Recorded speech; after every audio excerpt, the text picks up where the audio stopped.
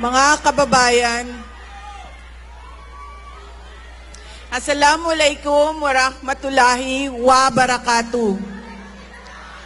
Madayaw ug maayong gabi kaninyong tanan.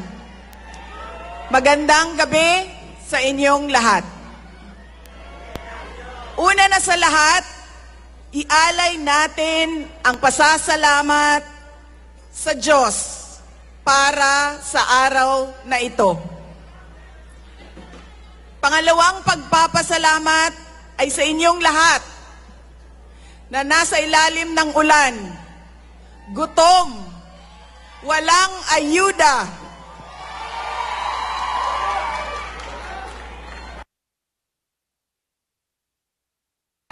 hindi pumasok sa trabaho. Ngunit ibinigay ninyo ang panahon para sa aming lahat ngayong gabi. Maraming salamat sa inyo.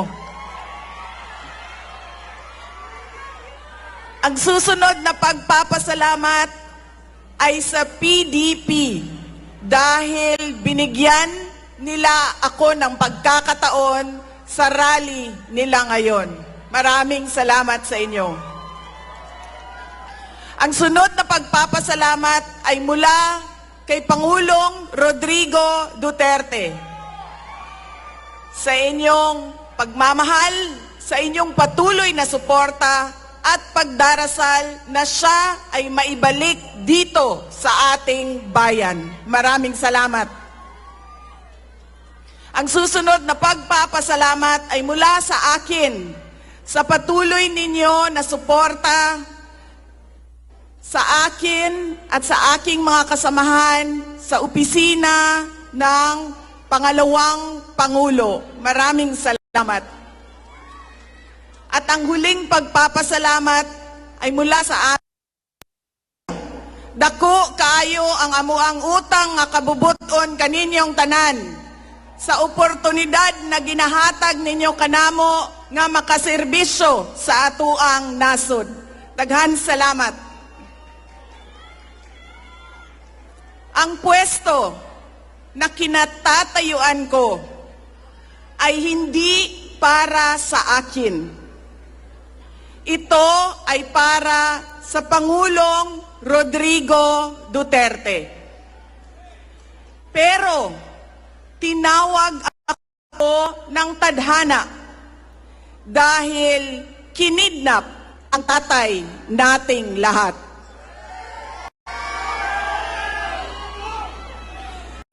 Sa pagkakataong ito, nakatayo ako sa entablado at humaharap sa inyo, hindi bilang kandidato. Ako si Inday Sara, isang botanteng nagmamahal sa ating bayan at natatakot para sa ating kinabukasan.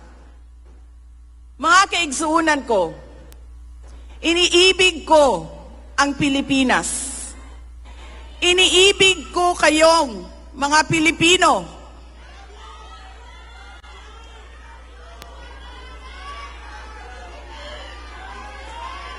I love you too.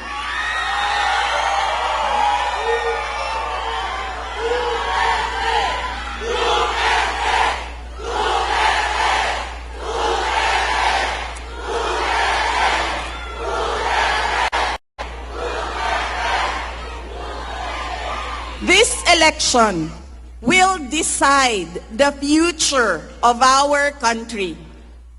Ang boto ninyo ang magbibigay katiyakan kung maituloy ang pagbabago o tuloy-tuloy na lang tayo sa kapahamakan. Filipinos deserve better. Nagpapasalamat ako dahil nandito pa rin kayo at nakikinig sa akin sa kabila ng kaliwat kanan na paninira nila. In the past months, my name and my family's name have been dragged through the mud. I have repeatedly said it before, and I will say it again now. I am not the problem of this country.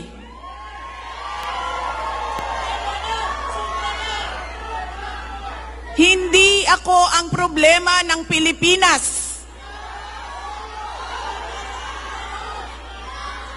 Hindi Duterte ang problema ng Pilipinas.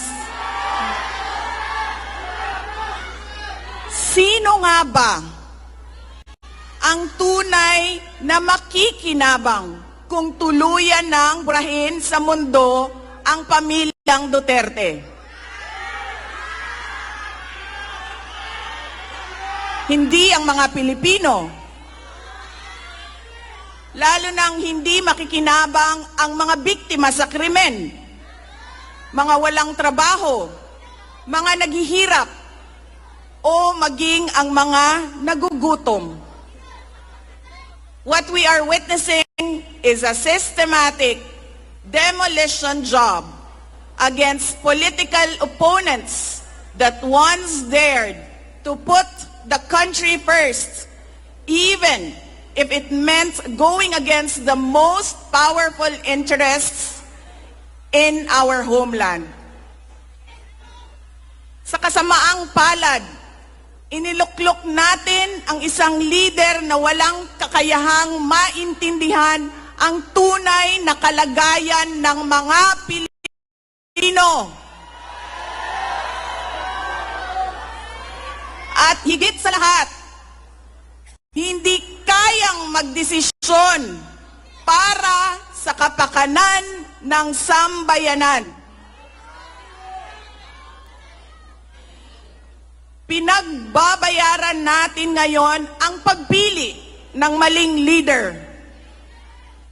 Nakikita natin ang lantaran at walang pakundangang paglabag sa ating saligang batas. Pinamumunuan din tayo ngayon ng isang taong patuloy pa rin tumatanggi, sumailalim sa isang pampublikong hair follicle drug test. At nagsinungaling sa 20 pesos ang bigas. Ang masakit pa, nakuha nilang kidnapin ang dating Pangulo at dali-dalian nilang itinapon sa ibang bansa upang litisin ng mga dayuhan.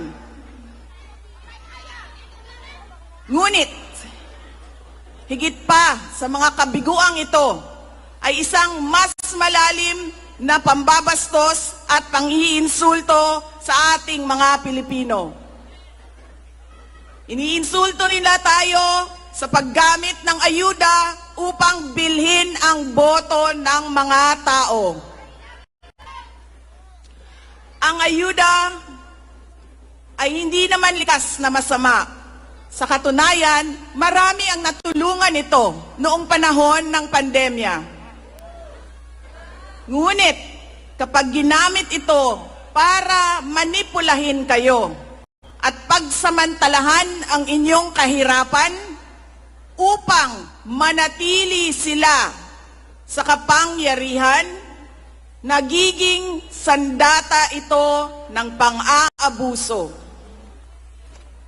Again, Filipinos deserve better.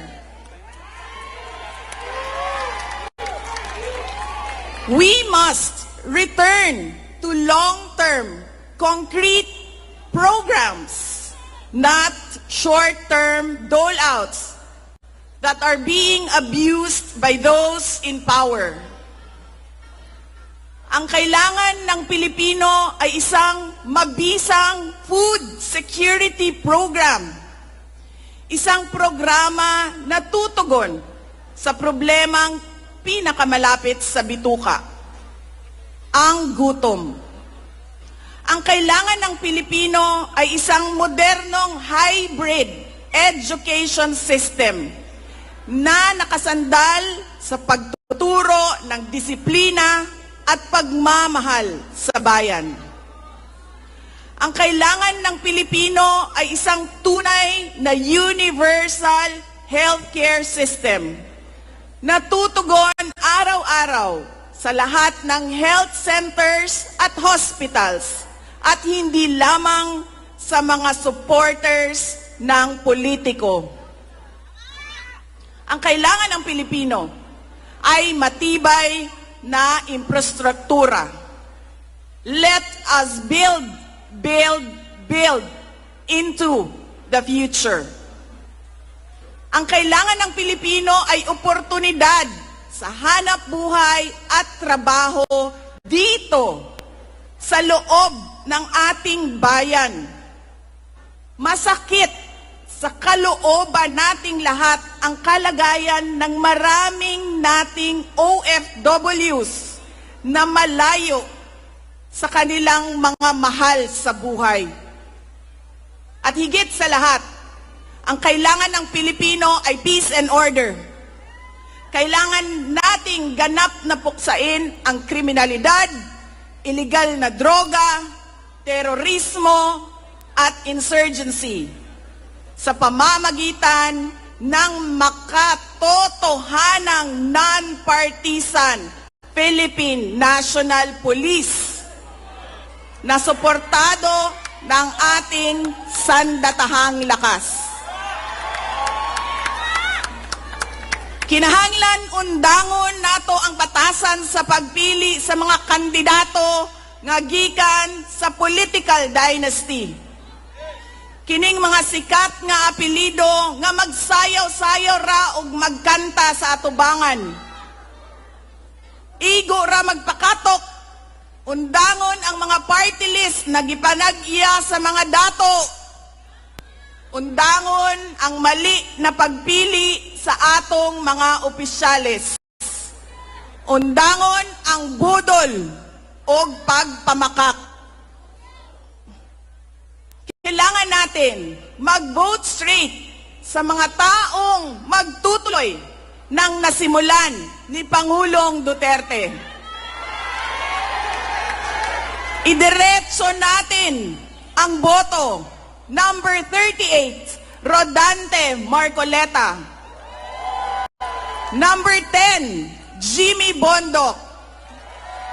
Number 56 sa balota, Attorney Vic Rodriguez. Number 22, Bato de la Rosa. Number 28, Bongo. Number 53, Apollo Kibuloy. Number 34, Raul Lambino. Number 30, J.V. Hinlo. Number 58, Philip Ipe Salvador. At number 42, Doc Marites Mata. Alam ko, hindi kayo matutuwa. Pero iboboto ko si Amy Marcos. Siya ang naglakas loob na buksan ang investigasyon sa pagdukot ng pamahalaan ng isang Pilipino dito sa bayan para ihatid sa mga dayuhan.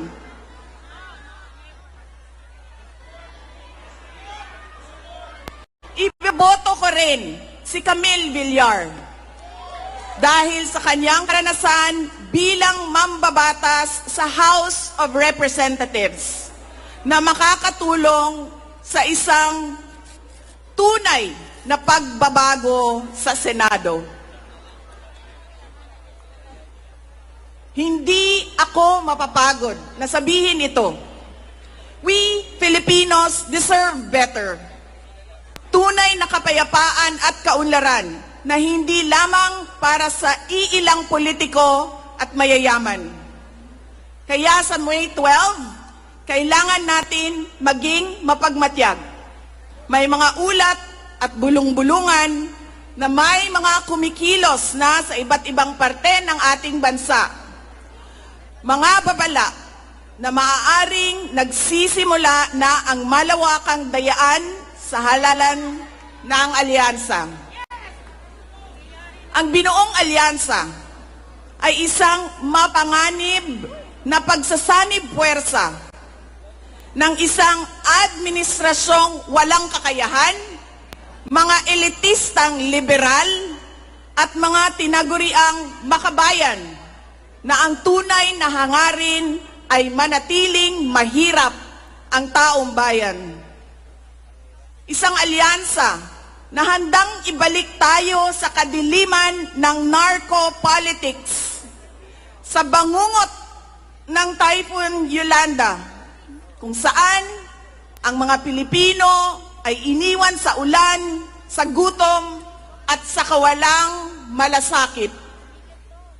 Ito ang alyansang muli nais nating alipinin gamit ang kahirapan, kasinungalingan, at kapangyarihan. Sa May 12, bumoto tayo ng may buong dangal. Bumoto tayo ng may tapang. Let us show the world that no amount of vote buying or cheating can suppress the fury burning in our hearts. Time and again, you have heard me say, God save the Philippines. Ngayong Lunes, bumoto tayo ng diretso. And let us all save the Philippines. Ako si Inday Sara Duterte, isang botante. Syukran.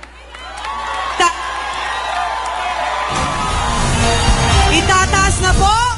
Tawagin na natin ang ating Duterte upang iangat ang kanilang kamay ng ating minamahal na Vice Presidente.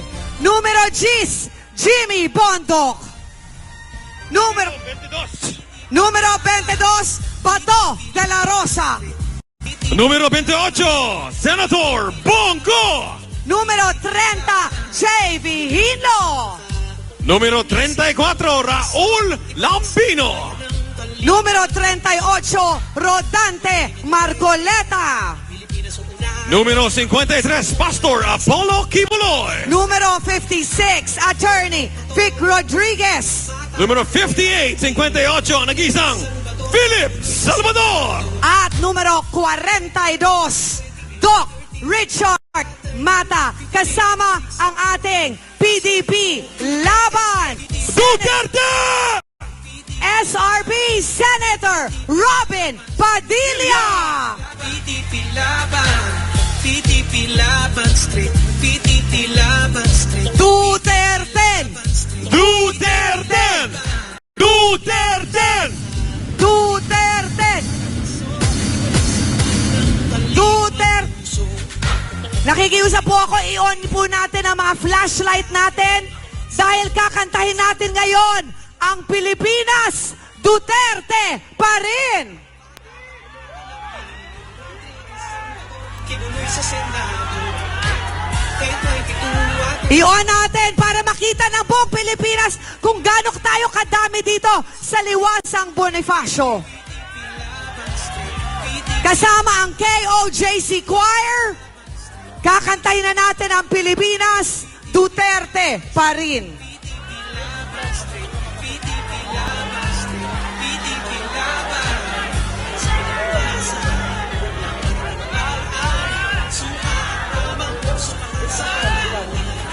Duterte!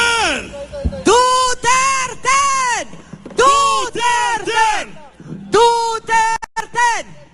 Duterte! Duterte! Duterte! PDP Laban Street, PDP Laban. Bumili ka na ng suka, linisin ng tanso, ibalik sa bayan ng